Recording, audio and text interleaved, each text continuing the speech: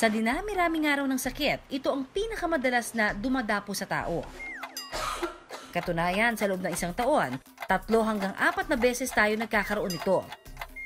Kaya nga sa Ingles ang tawag natin dito, common colds. Kung tutuusin, natural na nagpo-produce ng mucus ang ating ilong. Pero dahil sa mga virus, nagkakaroon ng pamamaga sa lining sa loob nito.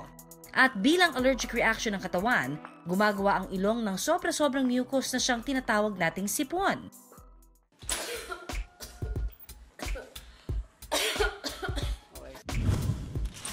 Pwede itong makahawa sa pamamagitan ng direct o indirect contact.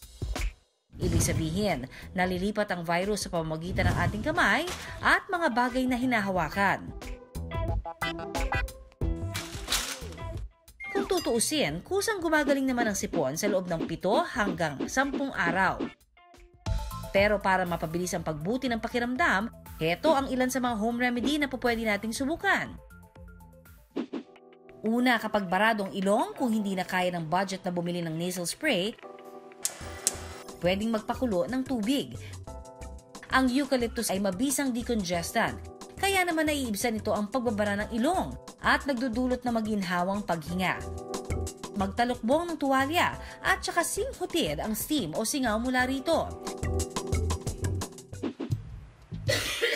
Madalas ang sipon, may kaakibat ding ubo at pangangati ng lalamunan. Kaya ang sunod naman namin ituturo 2-in-1. Hiwain lang ang luya sa maliliit na piraso. Pakuluan. At saka inumin ang tubig na pinagpakuluan. Natural na analgesic kasi ang luya. Ibig sabihin, naiibsan nito ang pangangati ng lalamunan na kadalas ay dahilan ng pag-ubo.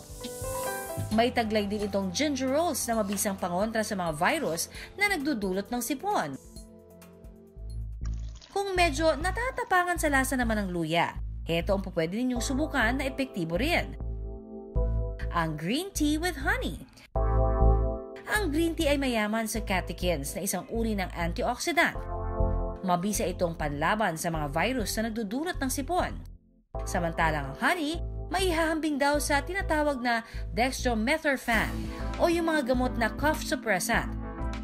Pero ang maganda raw sa honey, all natural.